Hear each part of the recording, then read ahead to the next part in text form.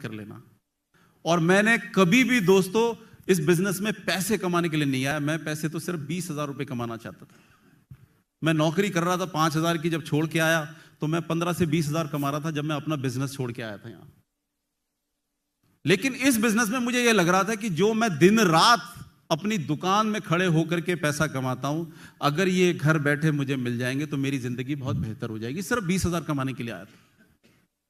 मुझे बिल्कुल मालूम नहीं था कि ये बिजनेस जो है इतनी गति से आगे निकलता जिसको आप पकड़ नहीं सकते। मैं तो खुदा से ही मान रहा था, भगवान बस 20,000 रुपए जिस दिन मैं कमाने लग जाऊंगा ना, मेरी जिंदगी ठीक हो जाएगी। लेकिन बिजनेस इतना आता था, इतना समुद्र था, वो मुझे उस वक्त मालूम नहीं था।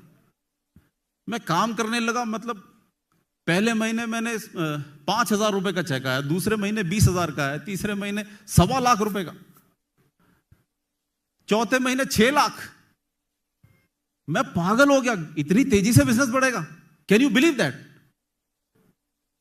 या अभी बात हो रही थी कि भाई इतनी जल्दी डायमंड नहीं बन सकते। 10 महीने में 10,000 लोग थे मेरे साथ में, 10,000।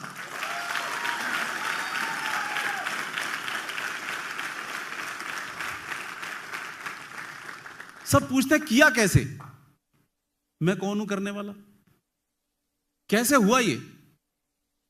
एक ही बात थी दोस्तों, लोग मुझ पे भरोसा कर रहे थे।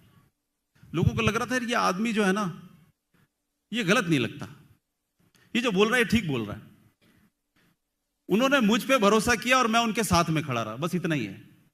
आपको पता है इंडस्ट्री में लोग मुझे इस नाम से जानते हैं कि अगर कोई भी र्यूमर फैल रहा हो, कहीं भी कुछ भी हो रहा हो, तो लोग किसी को फोन नहीं करते, मुझे फोन करते हैं।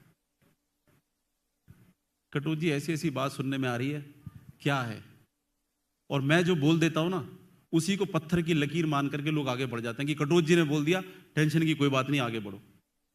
क्यों? क्योंकि एक वक्त पे मैं एक कंपनी में काम करता था। 10 लाख रुपए उस जमाने में सन 2000 में आते थे मुझे। सन 2000 में 10 लाख रुपए मेरे आने शुरू हुए थे। और मैंने लोगों को बोला था कि यार ये कंपनी डामाडोल है, इसमें पैसे वैसे मत लगाओ, ये किसी भी वक्त बंद हो सकती है, ठीक है। वो बात तब की लोगों को याद है कि मैंने अपने चेकों की चिंता नहीं करी। मेरे जितने अपलाइन थे सब मेरे से नाराज हो गए, यार कटोच यार तू कैसी बात कर रहा है, लोग डीडी नहीं भेजेंगे, हमारे चेक कैसे आएंगे। मैंने कहा तुम अपने चेकों के चक्कर में दुनिया को मरवा दोगे। मैंने कहा तुमने जरा सा भी नहीं सोचा कि इनके ख्वाबों का क्या होगा, जो लोग हम पे भरोसा करके आ रहे हैं। तो मेरे लोग मेरे से नाराज हो गए कि मैंने ऐसा काम कर दिया। लेकिन मैं ऐसा काम तो 1000 बार करूंगा, 1000 बार, क्योंकि किसी को धोखा नहीं दे सकते हम, किसी का फायदा नहीं उठा सकते। मुझे लगता है कि खुदा का बंदा होना या खुदाई आप में होना, वो उसको मानने से नहीं, उसने जो कहा है वो करना चाहिए। कभी किसी का नाजायज फायदा नहीं उठाना चाहिए, कभी किसी को धोखा नहीं देना चाहिए। मुझे लगता है कि मेरे लिए खुदाई का मतलब ये है, आपके लिए है तो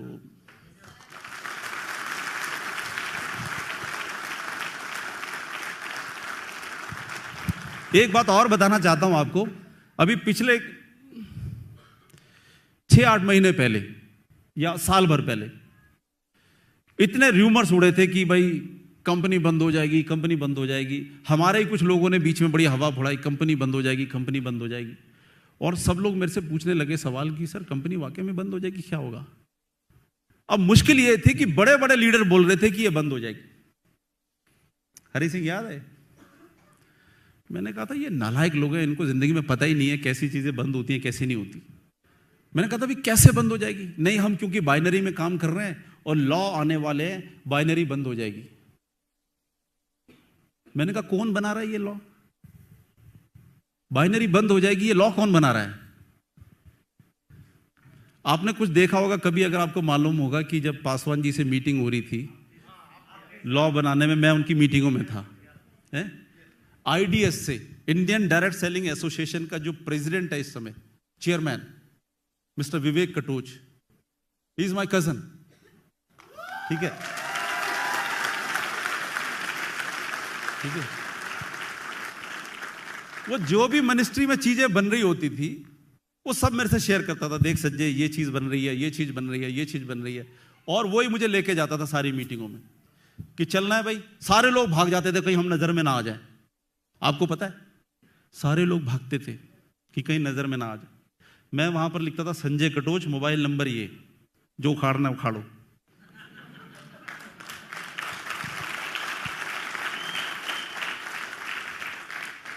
इसका मतलब यह है कि अगर आपका बिलीफ इस बिजनेस में नहीं है तो तुम सरवाइव कैसे करोगे? पहले तो फैसला यही कर लेते हैं हमारा विश्वास है कि नहीं है, उसके बाद करेंगे ना इसको। नहीं ये बंद हो जाएगी, कुछ लीडर्स में इसकी वो चल गई कि हम कुछ कर लेते हैं, नहीं तो हम बर्बाद हो जाएंगे, बंद हो जाएगी। तो मैंने सिर्फ एक ही सवाल पूछा था, आप कोई फैक्ट्री चलाए या कुछ भी चलाए, सरकार किस बात पे सवाल उठाएगी? आप अपने एम्प्लॉय को सैलरी कैसे देते हैं इस बात पे सवाल उठा सकती है, या आपने क्या बेच के क्या कमाया, या क्या इलीगल काम करके कमाया या लीगल काम करके कमाया, इस बात पे सवाल उठा सकती है? किस बात पे सवाल उठा सकती है? कि आप कोई इलीगल काम तो नहीं करते, इसी बात पे तो सवाल उठती है। हम प्रोडक्ट बेच करके जो पैसे हमारे को आते हैं उसी में से कमीशन बांटते हैं, इसका मतलब हम लीगल काम करते हैं। अब ये पैसा मैं अपने लोगों को कैसे देता हूं, इसको सेटल करने का अधिकार तो मेरे पास में है, सरकार कैसे डिसाइड कर लेगी?